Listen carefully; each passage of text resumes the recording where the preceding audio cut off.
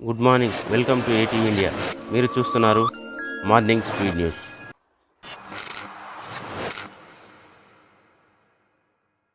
ఇక తెలంగాణలో రేపు 1,00,000 వరకు రైతు రుణమాఫీ.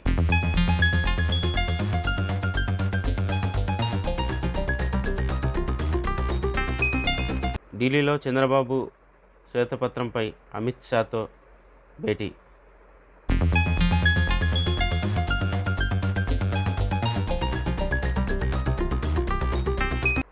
తెలంగాణలో 2 రోజులు భారీ వర్షాలు.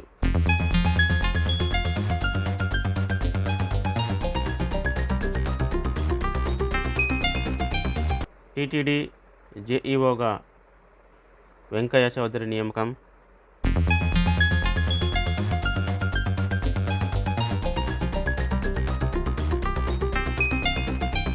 ఈ నెల 22 నుంచి పార్లమెంట్ సమావేశాలు.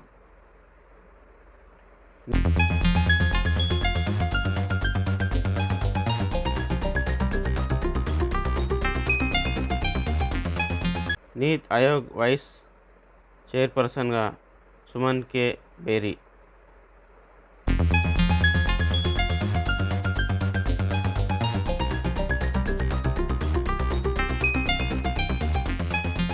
ఓమన్ సముద్ర తీరంలో 13 మంది భారతీయులు గల్లంతు.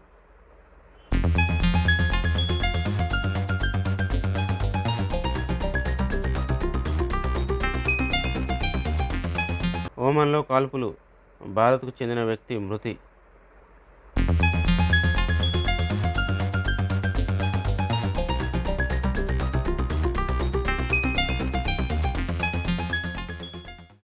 భారత్ వృద్ధి రేటు 7% ఉండొచ్చు, IMF.